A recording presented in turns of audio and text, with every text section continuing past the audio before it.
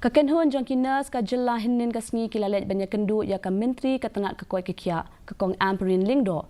Bat kentu ya ka bakadai ban Weng Shwa ya ka Jingpynbna Thungkam ya kinas pa Shipor ka balat hadu kuma lais pak tali AA hakeleng ki hospital. Ha ka jela. Kila kerpat ya ka menteri ban pendam no Shwa ya ka eksamen Thungkam na ka benta ki staff nurse ki ban syutrei kontrak namar ka jing sngokia yo don ka jingbom khud bom suba ha ka liang ka Thungkam bat kila kentu. Badai ban thong da ka permanent ban pentikna bakan don ka jing sngoshngan ya ka kam.